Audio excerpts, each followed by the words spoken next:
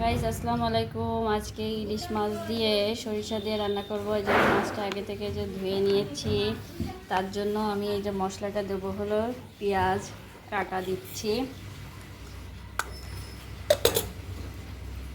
তারপরে কাঁচা ঝাল। আর এইখানে আমি এই যে পেঁয়াজটা কিন্তু আবার আমি বেটে নিয়েছি কাঁচা ঝাল দিয়ে, ধনে পাতাও আছে এর ভিতরে। আর এই হলো সরিষা। এই দিয়ে আজকে আমি ইলিশ মাছ রান্না করবো, সরিষা ইলিশ। গাইস সাথে থাকুন, দেখতে থাকুন। গাইস আমি এখানে প্রথমে পেঁয়াজ আর ঝাল এই যে মশলাটা পুরো দিয়ে দিচ্ছি। সরিষা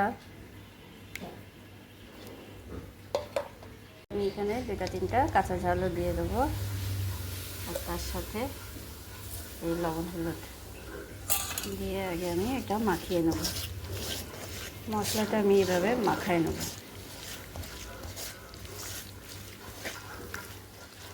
অল্প একটু সরিষার তেল যোগ করতেছি, তার সাথে সয়াবিন তেলটাও দিচ্ছি। এই যে মাছটা দিয়ে দেবো, দিয়ে আমি এখন মাছটা আর তেল আর মশলা সব একসাথে মাখায় নেব। মাখায় নিলে ভিতরে মশলাটা ঢোকে, মাছটা স্বাদও হয়। এটা সাদা ভাতের সাথে পোলাওর সাথে খেতে বেশ মজা। গাইস আপনারা এরকম রান্না করে খেয়ে দেখবেন, কেমন হয় কমেন্ট করে জানাবেন। আমাদের তো সবার খুব প্রিয় সরিষা ইলিশ, প্রত্যেকটা বাঙালিরই খুব প্রিয়। এভাবে সরিষার তেল দিয়ে সরিষা দিয়ে আপনারা মাখিয়ে রান্না করে খেয়ে দেখবেন। এইভাবে মাখালাম। গাইস এই যে মাখানো হয়ে গেছে, এখন আমি এটা ঝোলের পানি দিব,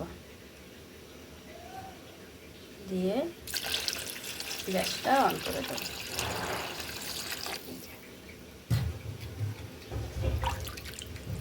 ভালো করে আমি একটু ধুয়ে দিলাম। গাইস এখন আমি এটা রান্না বসি। এখন আমি এই যে ঢেকে দিলাম সরিষা ইলিশ রান্না। গাইস এই দেখুন রান্নাটা প্রায় হয়ে গেছে। সরিষা ইলিশ মাখা মাখা হয়ে আসছে, আর একটু রাখবো, রাখলেই হয়ে যাবে ঝটপট রান্না।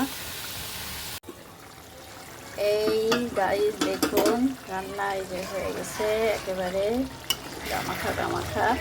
একটু ঠান্ডা হলে আমি এটা নামাবো। তেলও ফুটে গেছে, দেখুন আমি এখন এটা নামিয়ে ফেললাম। এই হলো সরিষা ইলিশ। গাইস আমার এই রান্নাটা যদি আপনাদের ভালো লেগে থাকে, বেশি বেশি করে লাইক করেন, শেয়ার করেন, সাবস্ক্রাইব করে দিয়েন। ধন্যবাদ সবাইকে।